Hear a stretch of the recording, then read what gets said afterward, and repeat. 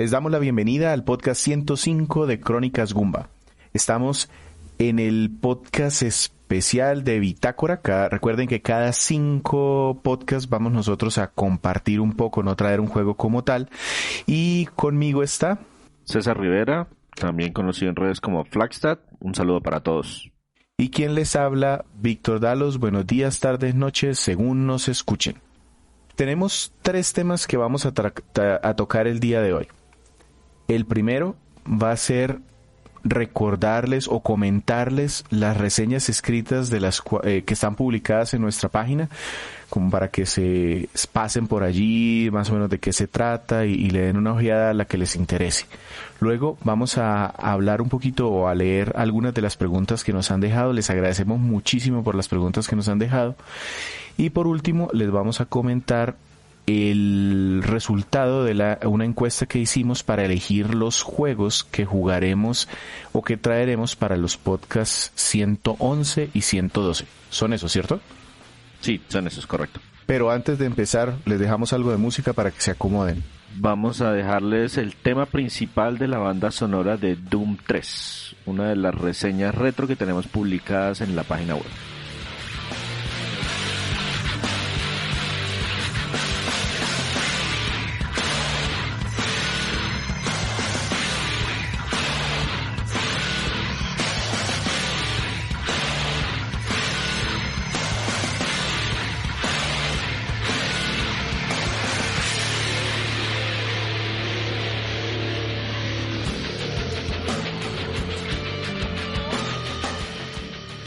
Ok, César, como nosotros hacemos podcast, pero la otra mitad de nuestro contenido es escribir reseñas, la gran mayoría de ellas reseñas de juegos retro, alguno que otro indie que yo pongo porque me gusta traerlos y no quiero dejarlos de pronto por ahí olvidados. Y sí, y con estirando la terminología de retro, ¿no? O sea, porque pues siempre va a haber esa discusión de que cuando un juego es retro, ahí dice que la gente dice que solamente las consolas de 32 bits son retro, gente que dice no, si tiene más de 20 años es retro, otros dicen no, si tiene más. Nosotros estiramos ese término porque hay muchos juegos, entre comillas, recientes que no queremos traer al podcast, sino que los mandamos para allá, para las reseñas escritas. Correcto, y mucha gente también dice que si ya pasó una generación completa antes de que se traiga el juego, eso ya es retro. Quiere decir que PlayStation 3, Xbox 360, eso ya es retro hace rato. Sí, incluso ya PlayStation 4 y Xbox One se empiezan a convertir retro próximamente. Listo, entonces empecemos recordando qué escribimos este mes, quién nos lo trajo, quién lo escribió, y hablemos un poquito de esos juegos. Listo, entonces empecemos de atrás hacia adelante. La última vez que nosotros hablamos de reseñas retro fue hace demasiado tiempo, pero pues no nos podemos devolver tanto. Entonces las que tenemos allí publicadas, las últimas 5, son la reseña de Unreal Tournament. Sí. Fue una reseña de un juego para PC que nos escribió un invitado. Unreal Tournament fue uno de esos juegos que, pues primero que todo, dio impulso a una empresa que ahora es un gigante de la industria, que es Epic Games. Ellos en ese momento ni siquiera eran publishers, eran solamente los desarrolladores del juego. Pero ellos tenían un motor gráfico que fueron poco a poco madurando, y en esta entrega, en ese Unreal Tournament, que empezó inicialmente como lo iban a hacer como una expansión, en esa época era muy común que salieran los juegos de PC de $50 en ese momento, y un año después saliera una expansión de $20, $30 que traía una cantidad de contenido. Era mucho más grande que lo que se conoce ahora como un DLC. Era de verdad una expansión que prácticamente era el 50% de un juego nuevo. Entonces ese Unreal Tournament empezó de esa manera. Disparos en tercera persona, matar a un montón de gente. Yo recuerdo que este juego fue uno de los primeritos que yo escuché que se hacían campeonatos. Sí, y es que uno de los elementos más importantes era el modo, el código de red. Les quedó bastante bien hecho. Entonces, pues sí, el juego incluso tenía un modo de historia, pero casi nadie lo jugaba por eso. Venga, conectemos computadores en red, en LAN. En nuestro país era muy común no conseguir esas redes de LAN, sino los cafés internet. Claro, no, es que recuerden Que que estamos hablando de 1999, 2000. Realmente el Internet por estos lados, en el 2004 era cuando ya más o menos estaba como viéndose de manera más frecuente.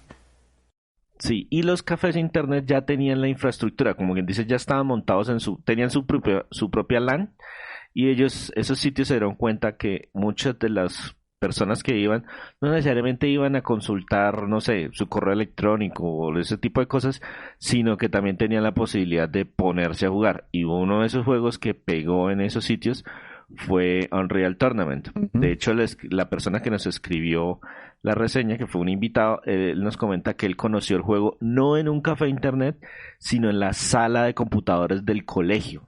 Por O sea, ellos supuesto. La convencieron al infraestructura, profesor. pues que sirva de algo la matrícula.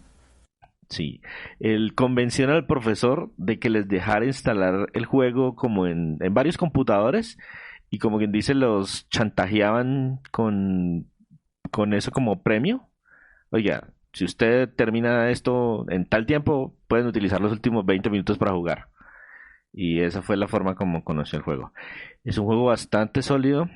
Es de disparos, pero en primera persona. Lo que pasa es que todo el mundo asocia a la tercera persona porque ellos así se veían. Uno veía a los enemigos en tercera persona, pero no. Es de juego de disparos en primera persona. Y tenía muchas cosas que se hicieron clásicas en los juegos de este estilo. Y este juego tiene actualmente modificaciones, mejoras, cambios. Si ustedes entran a PC y lo buscan, seguro que no van a creer que es un juego de esa época. Hay cosas que lo delatan, pero tiene tantas mejoras y ajustes que bien sigue siendo bastante sólido. Sí, el segundo juego que tenemos dentro de nuestras últimas publicaciones es precisamente un título independiente, un bullet hell que se llama, que eso es un término que espero que Víctor nos explique con un poquito más detalle. El título se llama Danmaku Unlimited 3. Correcto. Este sí que si las personas de pronto no se han puesto a investigar, este juego pasa por un juego retro clásico y es un homenaje a los típicos juegos de naves de disparos, shooting up que les dicen, y pertenece a ese como subgénero de bullet hell en donde la pantalla se llena de muchísimos puntos, muchísimos disparos de todas partes. Hay juegos de disparos de naves en donde realmente hay muchas naves pero no disparan mucho. Aquí en cambio es casi que jugar a evitar todos los disparos y si tienes oportunidad dispararle a los enemigos. Ese es un juego inspirado precisamente tiene dos inspiraciones. Ikaruga es un juego muy clásico de este estilo, de este género. Y digamos que tiene un par de novedades que lo hacen supremamente entretenido, porque a pesar de que los bullet hell de por sí son juegos difíciles, el diseñador hizo un modo normal en donde perdona como muchos fallos que puedas tener. Entonces puedes pasar la historia, es difícil, pero no es imposible, y vas ganando mucha práctica para luego sí pasar a un modo que es realmente infernal, en donde si cometes un error, todos los disparos se dirigen hacia tu nave. Gráficamente, digamos que estos juegos no se distinguen por tener escenarios muy detallados, porque realmente En estos juegos lo importante es que el título siempre responda a la velocidad correcta, porque donde se demore una milésima de segundo, ya perdimos todo. Ujú. Y tiene también premia que el jugador sea arriesgado, porque hay una modalidad en donde si pasas cerca a los disparos, como que la nave absorbe el disparo y eso le va ganando o llenando una barrita y luego esa barrita le sirve para hacer poderes especiales. Es realmente muy bueno, muy entretenido, se consigue muy económico, bastante recomendado. Danmaku Unlimited 3. Listo. Víctor lo jugó para Switch, pero también está disponible para varias plataformas. Ujú. Listo. El tercer juego que publicamos en nuestra reseña es también un juego que está ahí cruzando la barrerita de los retro. Es Doom 3, del que escucharon un fragmento de la banda sonora. Salió en el 2004 para PC y ha tenido múltiples versiones en muchas plataformas. Y es como la oveja negra de la familia. es como el bicho raro dentro de la saga de Doom, porque los desarrolladores decidieron, sobre todo los diseñadores, decidieron cambiar prácticamente el género del juego.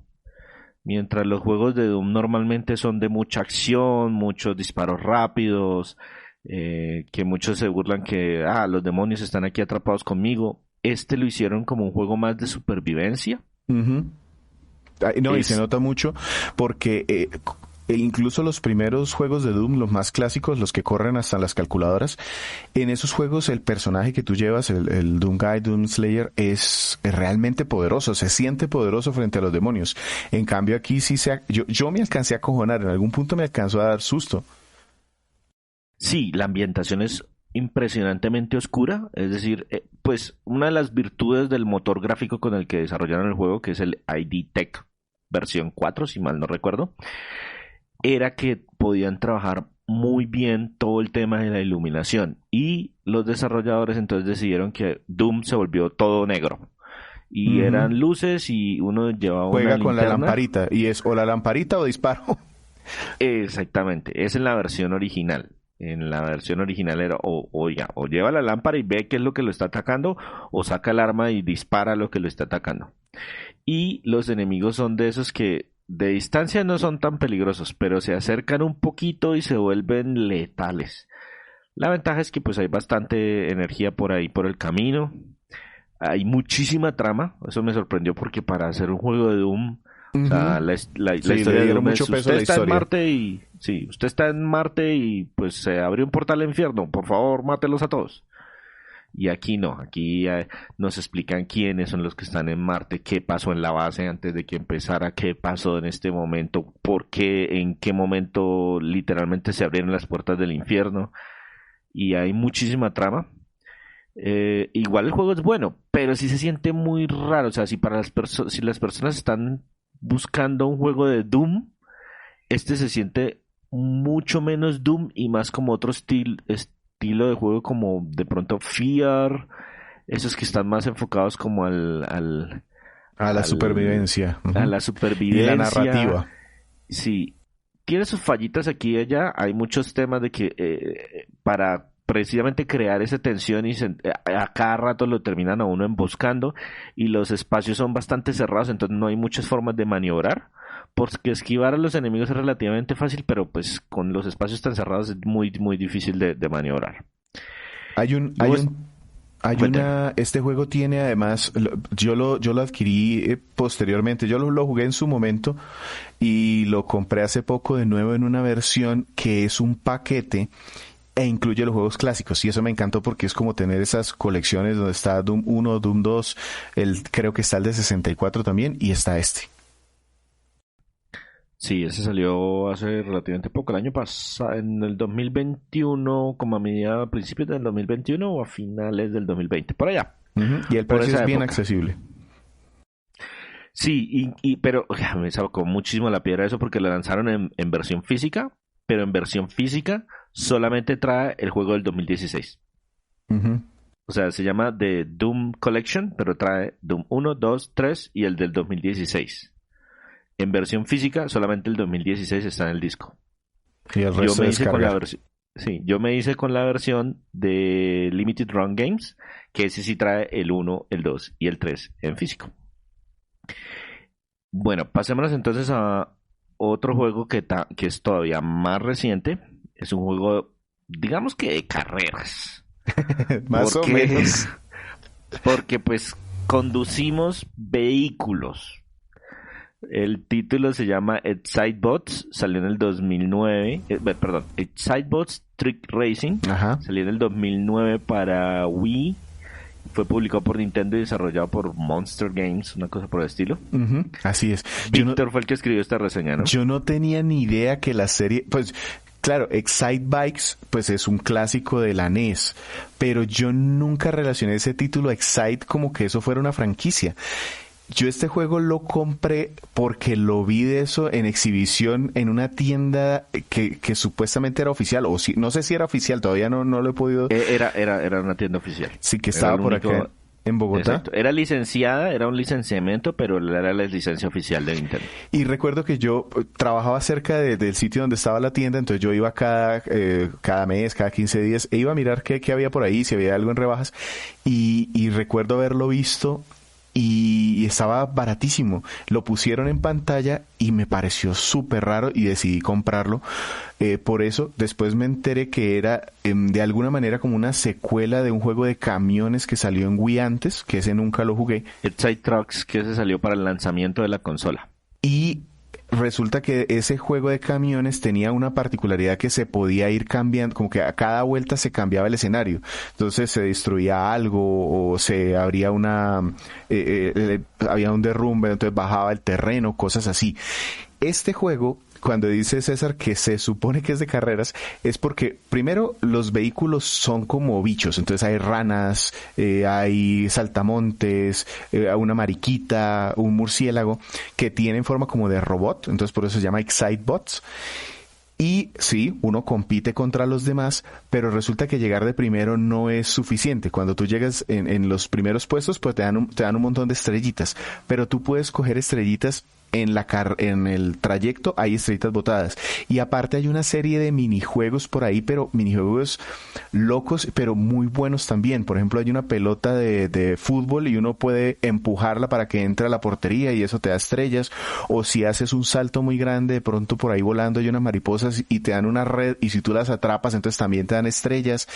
O un payaso y te sale una mano con un pastel y si le atinas a la cara te dan estrellas.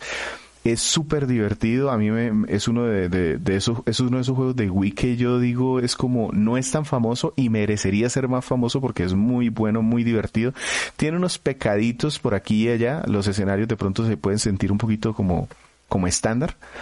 Pero si lo consiguen y tienen una Wii, bastante recomendado. En su tiempo tenía modo online que era terrible, funcionaba terriblemente mal. Pero sí, pero que ya de por sí que hubieran lanzado eso como online era toda una novedad para la Wii. Uh-huh. Y tiene un modo de 2 jugadores que funciona bien. Eso sí, recuerden que es Wii, entonces absolutamente todo es por controles de movimiento. Es decir, este se controla como si uno cogiera el control como un volante, pero funciona bien, responde bien. Sí, yo compré ese juego, pero yo lo compré muy tarde en la vida de la Wii. Yo lo compré como en el 2012, tal vez. Ya esos juegos que ya estaban en rebaja, que ya viene la sucesora y nunca lo coloqué en la consola. Y lo tengo en la colección y jamás lo coloqué en la consola precisamente porque ya tenía primero muchos pendientes de hacia atrás y adicional a eso, en el 2011 fue que me regalaron mi PlayStation 3. Entonces, bailas, ese título creo que nunca vio la luz en mi consola, pero pues siempre se le puede dar una oportunidad y tengo la Wii U todavía conectada. Entretenido.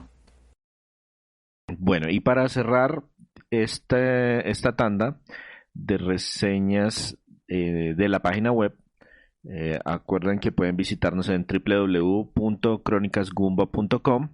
Ahí encuentran este podcast y también estas reseñas que les estamos comentando y muchísimas más. Ya vamos para cerca de 350 reseñas de diferentes títulos, la gran mayoría de juegos retro, pero también tenemos algunos independientes aquí y allá. Este último fue una reseña que nos escribió también un invitado. Uh-huh. Es un juego de acertijos para la Nintendo DS, a pesar del nombre. El juego se llama Picross 3D, pero pues no salió para la 3DS. Entonces, no, esto fue mucho Víctor, antes. No sé si seamos capaces de explicar con palabras qué es un Picross. Yo voy a hacer aquí el mayor esfuerzo que puedo. Pero para quienes no conozcan Picross original, todavía no voy a hablar del 3D, son juegos, es una serie de juegos, porque hay un montón de acertijos en donde te ponen una cuadrícula con unos numeritos al borde, y esos numeritos te dicen cuántas casillitas se supone que son las que forman o son las que no puedes quitar. Tú puedes quitar todas las demás menos el número que te dicen ahí.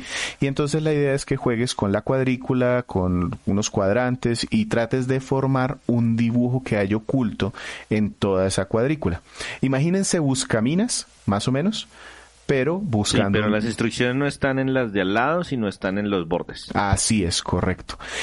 Entonces, Picross 3D, que es el juego que nos reseñó, un saludo a Juan Sebastián Gómez, muchas gracias por el espacio y por escribir. De hecho, después me regañó porque dijo, usted me hizo recordar este juego, lo desempolvé y ahora no lo puedo soltar. Es el mismo tipo de acertijos, pero en lugar de ser una cuadrícula es un cubo, y dentro del cubo hay una figura. Entonces lo mismo, te dan las instrucciones de cuántos de esos cubitos son los que no puedes destruir, y tú tienes que, jugando con la cuadrícula y los cuadrantes, tratar de ir destruyendo bloquecitos, los que se pueden destruir, y dejar los que forman la figura. Y pues son figuras, es muy abstracto el asunto, ¿no? O sea, Sí, pues no se pueden hacer o sea, no son cubos de 50 por 50, sino estamos hablando de 15 por 15, creo que son los más grandes, 20 por 20 son los más ujú. grandes, que pues no permiten hacer figuras muy detalladas que digamos, pero pues tienen la forma. Y aparte es un juego de acertijos que también le mete otras cositas, como por ejemplo que no te equivoques, es decir, que tú puedes de pronto destruir un bloquecito que no debías destruir porque hacía parte de la figura. Entonces te dan puntos adicionales, unas estrellitas si no lo destruyes, o si lo haces el acertijo en menos de determinado tiempo también. Entonces ahí está como un reto adicional, y este juego te puede durar lo que quieras porque hay 300 o más. Sí, la cantidad de acertijos o la cantidad de figuras que hay que descubrir en todos los juegos de Picross. O sea, yo no he encontrado el primer juego de Picross que tenga 10, 20. No, estamos hablando siempre de 150, 300, 400 dibujitos diferentes, ya sea en 2D y en este caso en 3D. Esos son horas y horas y horas. Yo le regalé este juego a mi esposa y lo jugó meses. Sí, y es muy adecuado precisamente para el concepto que en su momento tenía 10, que era novedoso, de tener una pantalla táctil. Entonces tú ves cosas arriba, instrucciones, y en la pantalla táctil puedes ir girando este cubo o este sólido para que te salga la figurita. Muy buen juego, recomendado. Listo, Víctor. Entonces esas son las últimas 5 reseñas que tenemos publicadas en la página web. De nuevo, Ujú. la invitación es para que vayan y las visiten. Muchísimas gracias a todos los que entran a la página, a los que nos dejan comentarios, a los que nos comparten. Muchísimas gracias. Aquí yo los voy a dejar escuchando la banda sonora de Sunset Riders, porque vamos a entrar a responder algunas preguntas que nos han dejado en los diferentes medios que tenemos.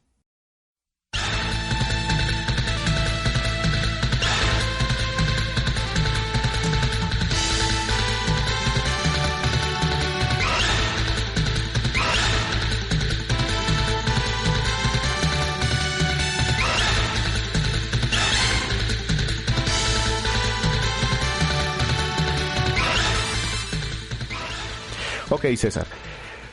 Nosotros cuando hicimos bueno, hemos estado diciendo desde hace varios podcasts que vamos a separar estos espacios de los podcasts que sean múltiplos de 5 para responder preguntas, pero nos sorprendió que nos pusieron muchas preguntas, entonces posiblemente no vamos a poder responderlas todas en este espacio porque si no nos quedaría un podcast de 3 horas. Eso o las respuestas serían sí, no. Siguiente. Entonces decidimos seleccionar un par de preguntas para extendernos en la respuesta un poquito, pero las demás, pues agradecer muchísimo a las personas que nos escribieron. Vamos a de pronto nombrar así rápidamente a quienes nos dejaron algunas preguntas, y seguro que los temas que nos ponen ahí nos pueden inspirar para futuros podcasts o para incluso sacar temas en particular para algunos de esos gumbates que a veces hacemos. Sí, es posible que si no reciben respuesta en este podcast, se vayan para la siguiente oportunidad, o si es un tema que de verdad merita una discusión más profunda, les podemos incluso dedicar un podcast completo O a si es un hablar tema sobre del el que tema. sabemos, porque de verdad que hay algunas preguntas que yo me rasco la cabeza y me doy cuenta que no sé cómo responderlas. Yo tengo un amigo que él trabajó, escribió, pues no él directamente, sino el papá de él, trabajó en un periódico escribiendo los horóscopos. Entonces en algunas preguntas a veces nos piden, adivina el futuro. Entonces lo voy a convencer a ver si de pronto él nos acompaña a ver cómo se escribe un horóscopo y que a ver si les podemos responder eso de hagamos futurología. Listo, vamos a nombrar rápido de pronto a algunas personas de las que nos escribieron para pues agradecerles e invitarlos a que nos sigan poniendo preguntas que seguro que las leemos todas y nos entusiasma saber que nos escuchan. Dentro de las personas que nos escribieron está Juanse Gómez, pues él es amigo de la casa, nos dejó un par de preguntas. Néstor Muñoz también nos dejó un par de preguntas, muchas gracias.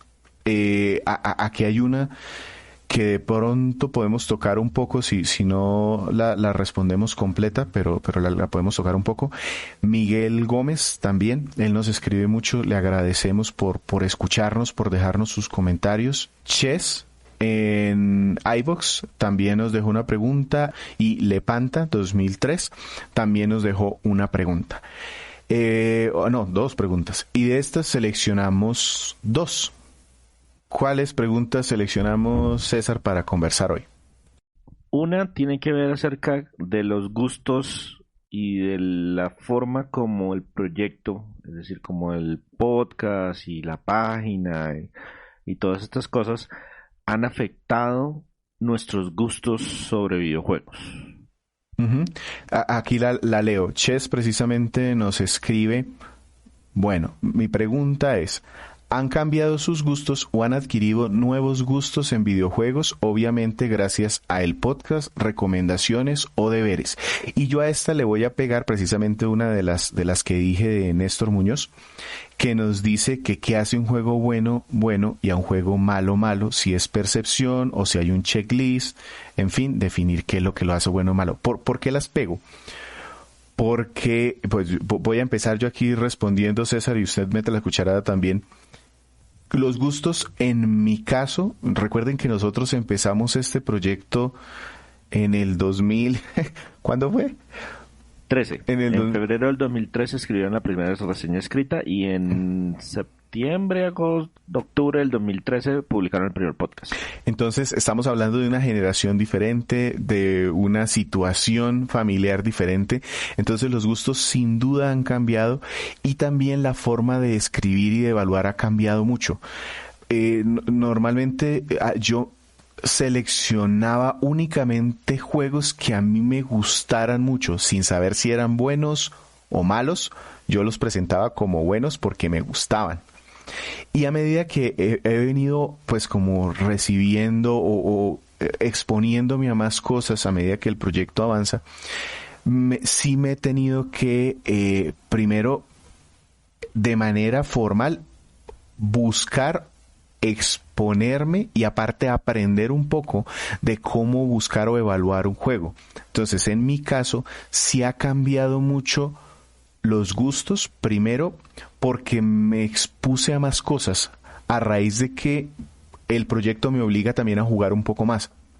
Y de los juegos muy arcade que yo jugaba al principio, he tenido ya que enfrentarme a juegos un poquito más lentos, más narrativos, más de películas, y algunas cosas me han gustado y otras sencillamente les he reconocido el valor, aunque no me gusten tanto. Sí, eso es uno de los elementos importantes que aprende uno a medida que va reseñando juegos. Y es que a pesar de que no me guste, no significa necesariamente que sea malo. Entonces ahí empieza uno a reconocer títulos que son muy buenos y no me gustan. Y empieza uno también, sobre todo cuando se regresa uno al tema, todo el tema del retro. Oiga, ese juego yo lo jugué horas y horas y me encantaba y no sé qué, y examinándolo, sabe que no era muy bueno que digamos. Exacto, tiene alguna cosita que te gusta, que hace clic contigo, pero que cuando empiezas a avanzar, a mirar los detalles, te das cuenta que puede cojear en varias cosas. Conmigo hacía mucho clic, que no tenía más dinero para comprar otras cosas, entonces pues como era lo único que tenía, pues lo jugaba y lo jugaba y lo jugaba. Sí, esa es una de las razones. Eso también ha hecho que, por ejemplo, yo me enfrentaba muchas veces a un juego tratando, antes de tener el proyecto, buscando disfrutarlo, sacarle el provecho al 100. Y eso todavía sigue pasando ahora. Pero lo que cambió es que ahora sí, ahora empiezo a fijarme un poco más en diferentes aspectos. Por ejemplo, para mí los aspectos técnicos son muy poco relevantes. A mí casi no me interesan. Pero por el bien de lo que voy a decirle a otra persona, tengo que empezar a hacerme consciente de, hey, esto no se ve tan bien, esto no está tan fluido como debería, y empezar a tomar apuntes al respecto. Entonces, cuando decía que unía la pregunta de Néstor, es que si bien no sigue siendo subjetivo, es decir, todas las recomendaciones, todas las evaluaciones, todas las calificaciones siguen siendo subjetivas, si hay algunos aspectos básicos que hacen a un juego mejor o bueno, así a ti no te guste mucho la temática. Uno de ellos, sin duda, son los aspectos técnicos. Puede ser que a mí no me importan, pero hay que tenerlos en cuenta. Exacto, el manejo del diseño artístico del juego, la fluidez técnica, la banda sonora y cómo esa banda sonora pega con el resto del juego, los controles que también responden, las mecánicas y son ciclos entretenidos de, oigas, esto lo acabo de hacer y lo voy a hacer muchísimas veces más. Si ese ciclo es entretenido, eso hace bueno al juego. Independiente si, por ejemplo, a mí me gusta caminar por casillitas o me gustan ir a Ujú. 250 kilómetros por hora en un carro, etcétera, etcétera. Sí, y hay otra cosa aquí, y es que también eso nos ha permitido reconocer, yo tengo muy en mente cuando César reseñó Jedi Fallen Order, todos los aspectos que él nombró en el juego eran competentes, estaban bien hechos, pero él al final de su reseña también hizo un comentario en donde dijo, todo el juego está muy bien, pero no, al final no se une todo, es decir, todo cumple, todo está muy bien, pero le falta como ese peldaño para hacer más, para hacer uno de esos grandes juegos memorables que nadie puede olvidar sin que el juego sea malo. No sé si va a cambiar de pregunta. No, no voy a cambiar de pregunta porque no me ha dejado responder a mí la pregunta. Perdón.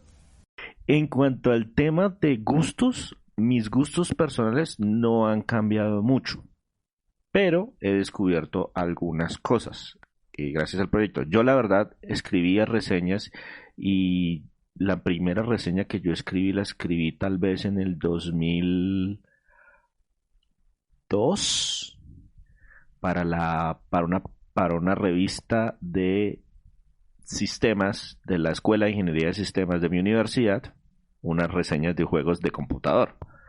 De esa época vienen mis primeras reseñas. Entonces mis gustos, yo nunca he sido un fan acérrimo de un género, de una franquicia o algo por el estilo. Yo siempre, primero que todo, pues mucho tiempo tuve solo consolas de Nintendo y yo no era del que jugaba solo lo que sacaba Nintendo, que eso pasaba mucho. Si usted miraba la librería de Wii de las personas, el 80% eran títulos de Nintendo y había un 20% adicional. Mi distribución era mucho más 30% Nintendo y 70% de todo lo demás. Entonces, primero, eso me acostumbró a jugar cualquier cosa. Segundo, también a jugar títulos malos, porque no me importaba tanto que, oiga, es que tiene que ser lo mejor de lo mejor, sino venga para acá. Es mediocre, no me importa. Si está barato, yo lo pruebo, yo lo compro, yo lo juego. Entonces no ha cambiado mucho en gustos, pero sí me hizo notar ciertas cosas. Primero, que no juego casi en consolas portables. Yo la 3DS no le saqué nada de provecho. Y esa fue una de las razones por las que decidí no comprar la Switch. Porque el 50% de la consola es poderla jugar en modo portable y pues no le voy a sacar provecho. Yo siempre la voy a tener pegada al televisor y si me toca pagar la portabilidad.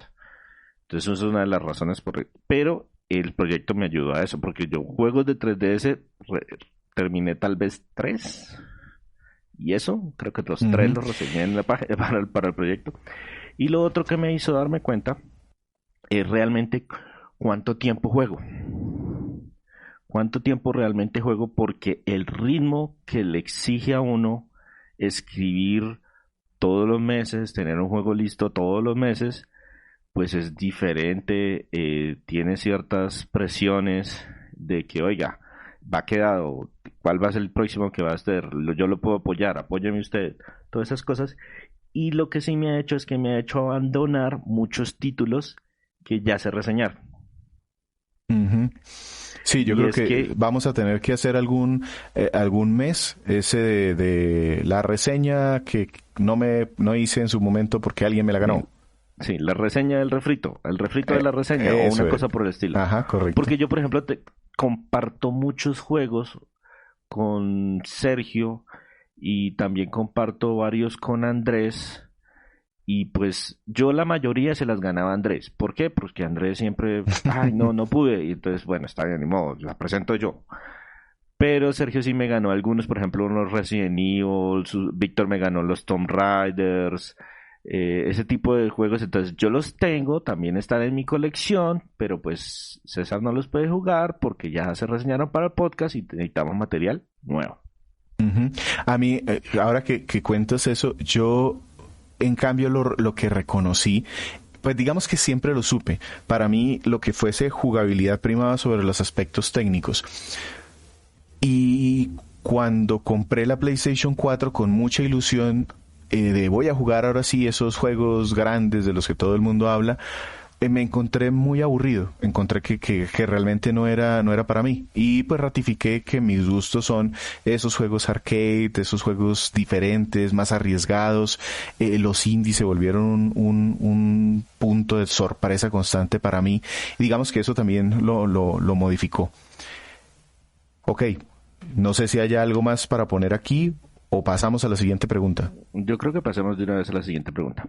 Ok, la siguiente pregunta, agradeciéndole a Juan C. Gómez, es si les regalaran una máquina arcade para poner en la sala de su casa, ¿cuál sería y por qué? Solo una, la que sea, así ya no exista. Listo. Esta pregunta no sabíamos porque Víctor sigue diciendo que vamos a hacer un especial de arcade, que no sé qué, pero teniendo en cuenta que tenemos 3 reseñas de juegos arcade en la página y que este año me comprometí yo a escribir reseñas de juegos para esa consola o dispositivo, yo le dije, no, Víctor, yo creo que eso se demora. Entonces, más bien respondamos la pregunta. Yo tengo la respuesta clara. No sé si a Víctor le sufrió un poquito No, más en no, conseguir la yo opción. la tengo clarísima, pero necesitaría millones y millones y millones para poner todos los arcades que quiero. No, no, pero es uno solo. O sea, Bueno, necesitamos solamente una.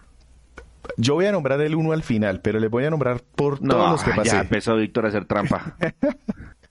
Sí, porque es que cuando yo leí la A ver, pregunta, léame de nuevo la pregunta. ¿Cuántas opciones tenemos que dar? solo uno, pero Ah, bueno, es que me entonces acordé, uno. yo he dicho varias veces que yo fui niño del arcade, yo recuerdo salirme de la escuela, o sea, de primaria, corriendo a los arcades que conseguía o a las casas de maquinitas que podía y buscar qué llegaba, qué era nuevo, gastarme las moneditas que podía tener y casi todos estos sitios ya cuando eran grandes y famosos tenían como unas zonas, entonces algunos tenían una zona de los juegos clásicos, entonces yo recuerdo mucho, por ejemplo, el Galaga o el Burger Time, que era ese jueguito de dejar caer piezas.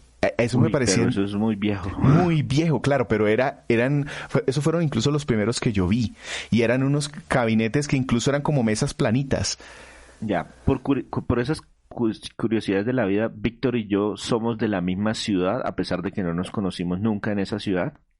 Entonces yo sé que si le nombro a Víctor un, un barrio que quedaba en, digamos que eso viene siendo como la ciudad vecina, que es Provenza. Ajá. Ahí fue que yo conocí por primera vez los arcades.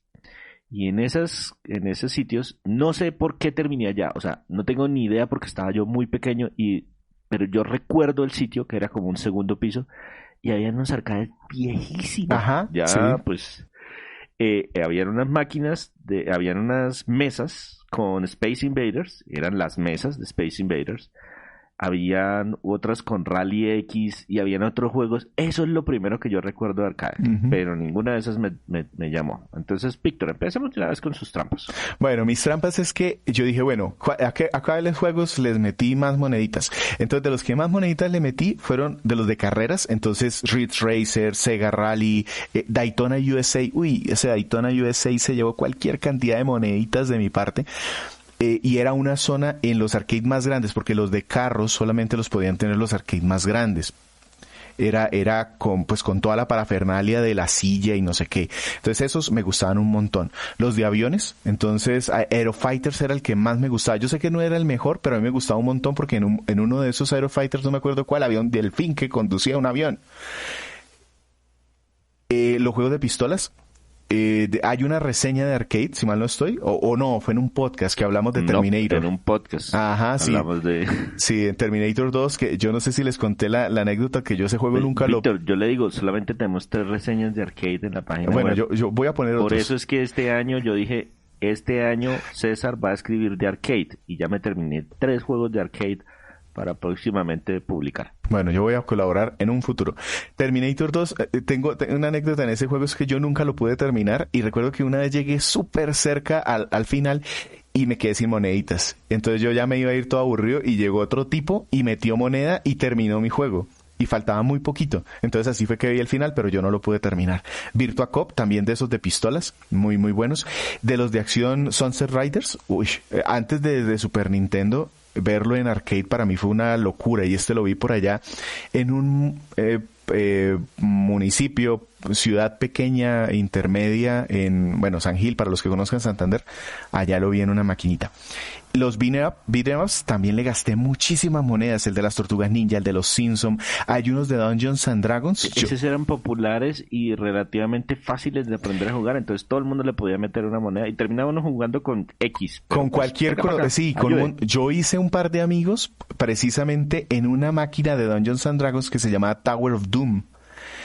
Y cuando salió en Wii U una colección que tenía Tower of Doom y Chronicles of Mystara, eso fue, yo no lo pensé, de lanzamiento la compré porque le gasté muchas monedas en su tiempo. Y cómo no, Final Fight, que de hecho Final Fight, el arcade, me hizo dar cuenta de lo lejos que estaban los juegos de Super Nintendo, a pesar de que se suponía que eran como muy muy parecidos, pero es que la versión de Super Nintendo era muy mala. Estaban acercándose, pero todavía estaban lejos.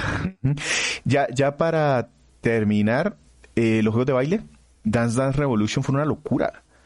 Yo nunca yo me quedaba mirando porque había gente que hacía locuras, pero yo nunca le metí una moneda a un Dance Dance Revolution.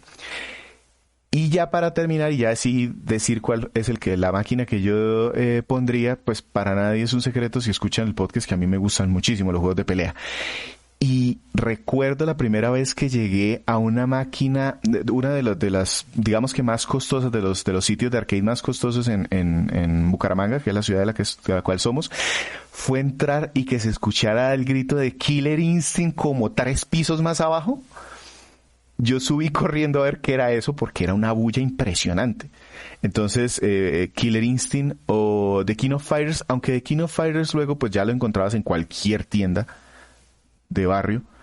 Y Mortal Kombat, yo recuerdo ser muy pequeño cuando vi el Mortal Kombat 1 y vi un primer Fatality. Sí, el Mortal Kombat original. Uh-huh. Ese era el más popular en las maquinitas. No sé si le digo ya cuál fue mi favorito o usted pone algo y nos dice... No, yo sé cuál es. Es Street Fighter 2 Rainbow Edition, el que usted hacía el Shoryuken y salían 12 Hadoukens pegados. En ese Sagat lanzaba Shoryukens, Bison lanzaba Shoryukens, todos lanzaban Shoryukens. No, Hadoukens, eran Hadoukens, iban pegados. Usted hacía el Shoryuken o el gancho de Sagat y salían de esos todos los disparos por todos lados. Y salían de un lado al otro de la pantalla. Esa versión me daba mucha rabia porque pues era una trampa, eso era para reírse un rato nomás. Pero sí, sin duda, para mí la máquina que yo quisiera tener y en algún momento pienso comprar es la de Street Fighter 2. Ojalá en la versión, no sé, en la Turbo o o las 4 versiones que tiene, no importa. Bueno, yo no voy a hacer trampa porque yo soy muy legal en esas cosas. A mí me pidieron una y les voy a responder una.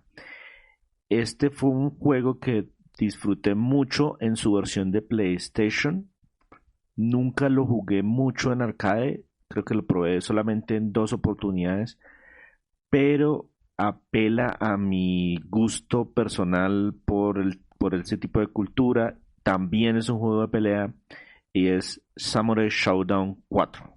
Muy bueno. Ese arcade me encantaría tenerlo en la casa. Una vez lo pude probar cuando me invitaron a un evento. No me acuerdo por qué había un arcade puesto ahí, pero me gusta mucho la franquicia en general y esa entrega en particular. Tal vez por la variedad, por todas las cosas que le agregaron a ese juego, y me encantaría poderme hacer con una máquina de Samurai Showdown 4. El problema no es tanto económico, sino de espacio. ¿En dónde? Sí, exacto. Yo Me le toca digo, comprar el apartamento del vecino para poder meter allá mis cosas. Sí, no, es sí que la máquina de Street Fighter 2 es de alguna forma accesible porque incluso hay una réplica de One Up. Hay una compañía que se dedicó a hacer réplicas a una escala un poquito más pequeñas, pero totalmente funcional. Y aquí en Colombia, incluso en toda Latinoamérica, las encuentras y no son costosas. O sea, sí son caras, pero pues... son caras, son costosas, Ujú. pero no son de precios imposibles. No, no queremos jugar, no sé, una máquina de esas que salieron 10 copias, 10 unidades, Mm. porque utilizaba 4 controles. No, Sí, no, no. no, no estamos buscando los más extraños. Se consigue, y cuando yo ya iba todo contento a decir me la voy a comprar, y luego empecé a mirar mi casa y dice, bueno, ¿y a quién saco? Me toca salirme a mí. Sí, exacto, le toca a uno sacrificar algo, entonces ese sacrificio normalmente es, me toca a mí dormir en la puerta, porque no quepo, no quepo. Sí, vamos a ver si cambia esa situación en algún momento. Listo. Yo creo que ahí dimos respuesta a las preguntas. De nuevo, muchísimas gracias a todas las personas que nos escribieron. Qué bueno tener esas preguntas, y no duden en seguirnos escribiendo, que las tenemos en cuenta para Sí, las futuras que no se respuestas. alcanzaron a responder hoy quedan dentro de nuestra lista para en una próxima oportunidad sacaremos 2 o 3 preguntas entre las nuevas y las que ya están pendientes para irles respondiendo todas sus dudas. Y ya para cerrar la última partecita, que se nos va alargando el podcast, los vamos a dejar escuchando la canción clásica de Contra de NES, de la intro.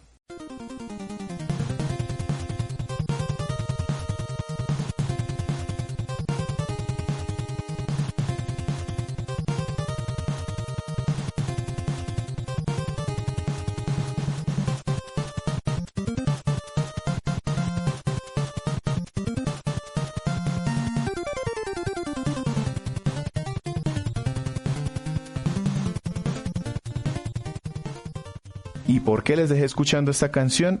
Porque precisamente en varios de las redes les pedimos que nos ayudaran a elegir cuál juego quitar del backlog de una selección de 3 posibilidades. Ustedes, pues, algunos tendrán el mismo problema que nosotros, y es que compran más de lo que pueden jugar. Y hay algunos juegos que ya se les está empezando a notar como la estadía en la alacena. Sí, yo hice hoy barrido de mi biblioteca y tengo demasiadas cosas pendientes, pero ya o hay mucho ya reseñado o hay son cositas que ya están como muy añejas para traer al podcast. Entonces, cada uno de nosotros propuso 3 juegos de esos que dice, si no me obliga alguien a jugarlo, de pronto no lo termino. Entonces, con sus votos seleccionamos los que vamos a presentar en el podcast 111 y 112. Con eso nos obligamos a ponerlos porque ustedes no lo pidieron. Entonces, César, empezamos con los suyos. ¿Cuáles fueron esos Vale, 3 juegos y cómo les fue en su votación? Listo. Mis 3 juegos eran en realidad 4, porque había una opción que que eran 2 títulos pegaditos, porque cuando fui a revisar que cuánto me demoraba terminando cada uno, en teoría ambos eran muy corticos, entonces dije no, aprovechemos y 2 por 1. Mis juegos eran en orden alfabético: Atelier Risa, Ever Darkness and the Secret Hideout, un título de rol de una saga muy larga, pero no muy conocida. el segundo, que era mi opción doble, eran 2 títulos de la franquicia de The Dark Pictures, que esos salieron del desarrollador de Supermassive Games, que trabajaron con Sony para crear Until Dawn y después se asociaron con Namco Bandai para hacer una trilogía por ahora de juegos que parecen películas de terror. O sea, está el primer juego, el Until Dawn, que es juego de terror inspirado en cualquier película de donde se van a una cabaña al bosque. Está el segundo, que el primero de la trilogía, que era una de las opciones, Man of Medan, que es hay un barco fantasma. Y el tercero, que también estaba entre las opciones, perdón, el segundo de la trilogía, que se llama Little Hope, que es hay un pueblo maldito. Y esa era mi opción 2, de Dark Pictures, Man of Medan y Little Hope. Y mi tercera opción era un título de rol más de corte americano, que se llama Gridfall, que había recibido buenas reseñas, buenas calificaciones, y es de esos títulos que son más o menos desconocidos dentro de la audiencia, y lo compré y se me quedó ahí pegado dentro del backlog. Ok, entonces primero agradeciéndole a todas las personas que votaron. Esta también fue otra sorpresa, qué chévere que entraron a votar, muchísimas gracias. ¿Cuál fue el que menos votación obtuvo? Bueno, primero hacer la mención, las formas de votación fueron uno a través de la página web. Ahí teníamos una encuesta en un formulario de Google. Esa estuvo abierta durante todo el tiempo y adicional le dimos una segunda oportunidad de votar si querían a través de nuestra cuenta de Twitter. Nos pueden encontrar en Twitter como @crónicasgumba y ahí estuvieron abiertas una semana las opciones de Víctor y una semana mis opciones.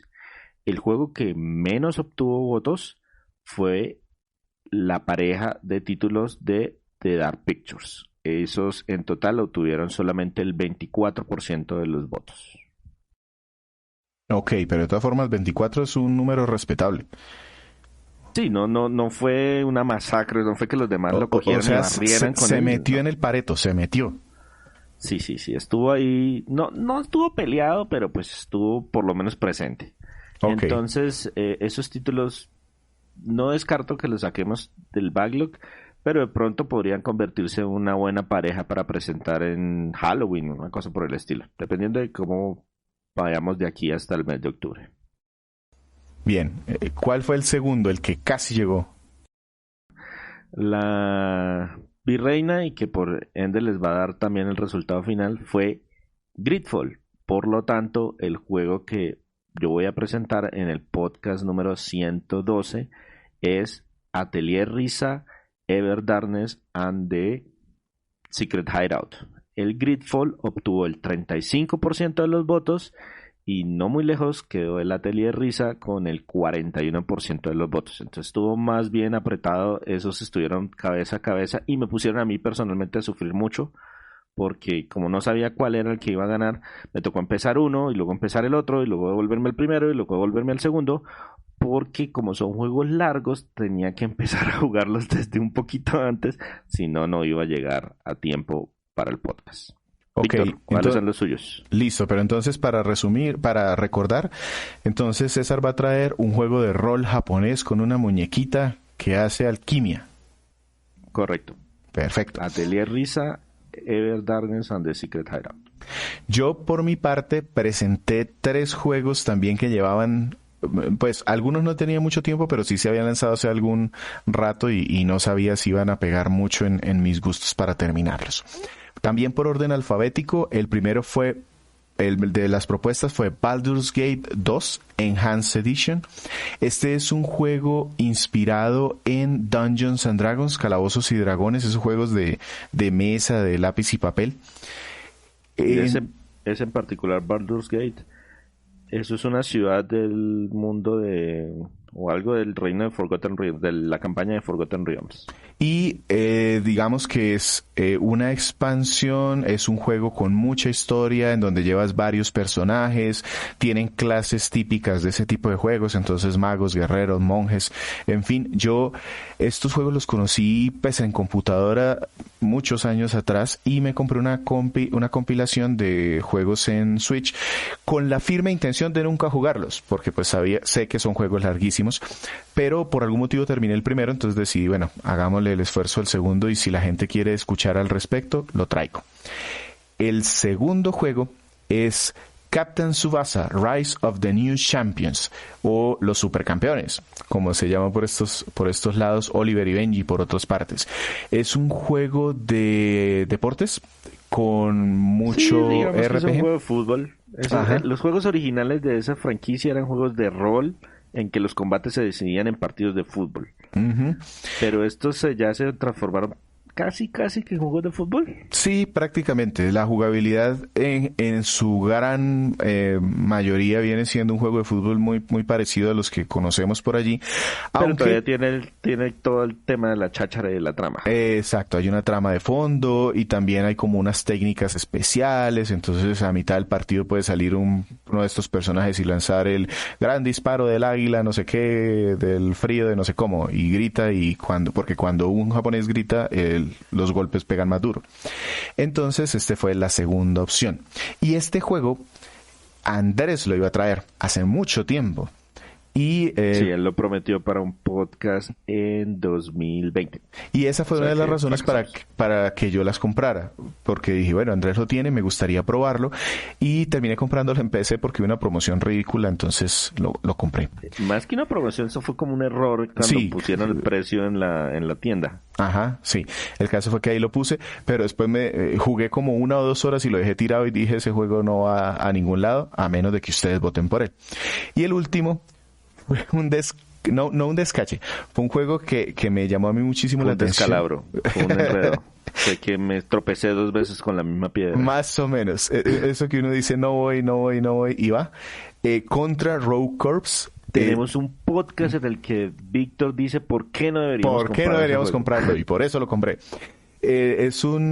Digamos que Konami hace mucho tiempo dejó de hacer juegos y viene año con año como haciendo coqueteos de regresar, le da sus licencias a algún tipo de desarrollador, pero no le da dinero. Entonces, Contra Rogue Corps es muy inspirado en el juego de Contra de Genesis, no los clásicos de NES, que es el que la mayoría de gente conoce, sino el de Genesis.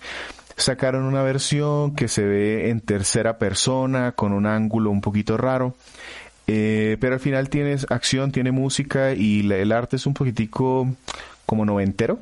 Se siente un poquito crudo, me recuerda un poquito como las inspiraciones de Killer Instinct, por ejemplo. Y también lo conseguí supremamente barato y después de que lo conseguí supremamente barato jugué 15 minutos y nunca más lo volví a tocar. Listo, Víctor. Entonces, de atrás hacia adelante, ¿cómo quedaron sus votaciones? Bueno, el público habló y dejó muy en claro que no le interesa mucho escuchar acerca de Contra Rogue Corps. Este juego obtuvo apenas el 13% de los votos. Predecible. Sí, es difícil que aparezca en un futuro próximo en el podcast. Sí, está bastante difícil, sobre todo porque no es tan corto. No es tan corto, exacto. No es tan corto. Porque es que uno dice, bueno, son 5 o 6 horas, bueno, me sacrifico. No, son como 15 horas de juego. Sí, correcto. El segundo, que sí estuvo bastante cercano, aunque nunca llegó a digamos que al nivel de votación del primero, fue Baldur's Gate 2 Enhanced Edition. Quedó con el 38% de los votos. Y ese tenía su fanaticada. Sí. Yo por ahí vi a Renzo haciéndole barra. Uh-huh.